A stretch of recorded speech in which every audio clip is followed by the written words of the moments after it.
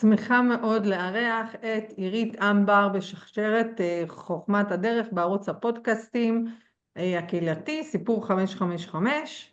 עירית אמבר אשת טלוויזיה ותקשורת, יוצרת, עורכת תוכן ומפיקה, בעלת ניסיון של למעלה מ5 עשורים, זה טעות, 5 עשורים בהובלת פרויקטים טלוויזיוניים. לשעבר סמנכ"ל הפקות של קשת 12 וכיום בעלת חברת הפקות עצמאית שמפיקה תכנים לטלוויזיה ולפלטפורמות הדיגיטליות. ביניהם תוכניות תרבות, אקטואליה וסרטים דוקומנטריים, בת זוג, אמא ל4 מהממים וסבתא ל7 נכדים מקסימים.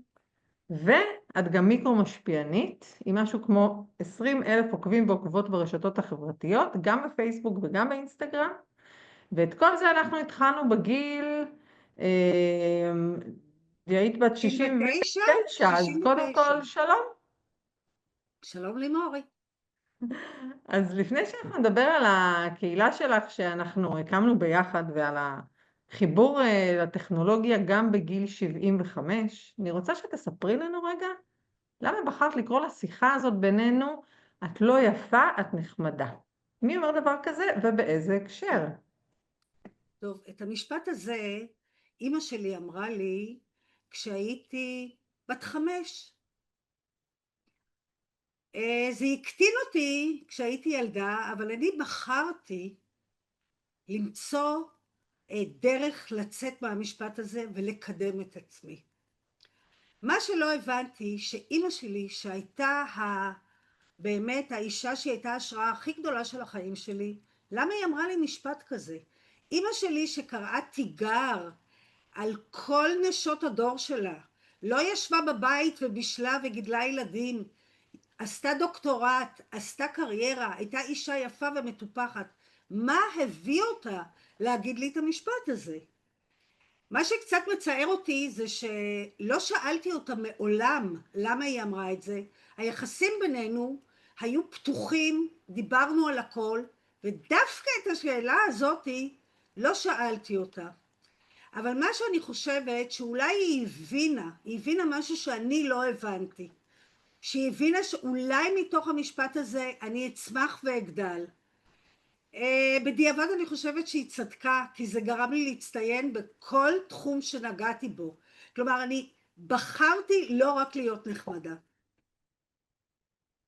הבנתי, תראי, אני רוצה לדבר רגע על הנושא הזה של נשות עסקים. אני מלווה הרבה נשות עסקים, גם סטודנטים וסטודנטיות וסטארט-אפיסטים, ובעיקר מי שמעוררים בי השראה, ואני יודעת לזהות מה יקדם אותם באינטרנט, ואז מלווה בהקמה של תשתיות דיגיטליות, של אתרים, של לינקדינים, של מצגות שיכולות לקדם, ואז גם אני מלווה את מי שהופכת המשפיענית.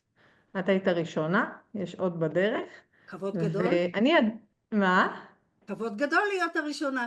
הכי כיף בעולם. עכשיו, אני ידעתי שאת צריכה להיות שם, בסדר? אני ידעתי שאת צריכה להיות שם בקדמת הבמה, בעצם אני החלטתי בשבילך, כי יום אחד ראיתי פוסט שלך בפייסבוק, סליחה, די סתמי, והחלטתי שזהו, די, הגיע הזמן שאת תעברי מאחורי המצלמה לקדמת הבמה, וזה היה, ההצעה שלי הזאת אלייך הייתה אמורה להתקבל בתשובה בן רגע, אבל מה?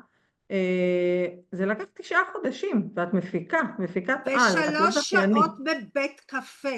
נכון. את צריכה לדייק, 9 חודשים פלוס 3 שעות בבית קפה.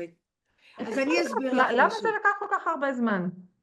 לימורי, קודם כל, כשנפגשנו לא הבנתי שום דבר ממה שאת רוצה להגיד לי, כלום. ואז באתי הביתה ונבהלתי ופחדתי. ואמרתי, אלוהים, אני כל כך הרבה שנים מאחורי המצלמה, למה אני צריכה לצאת קדימה? למה אני צריכה להיות משפיענית? מה יגרום לי להיות משפיענית? ואז חשבתי, ואחרי 9 חודשים ו3 שעות, אמרתי לך שיש לי את הכלים.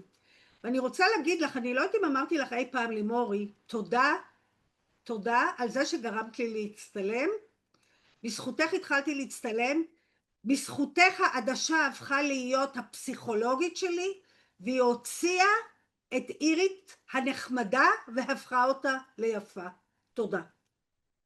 אז אני רוצה להוסיף לזה ולומר שמה שאני ראיתי כשאת הסכמת להיות העוזרת שלי, כמו שאת קוראת לזה, מה זה עוזרת שלי? את השפטת אותי, לימור. מה זה עוזרת? השפטת אותי, פשוט השפטת.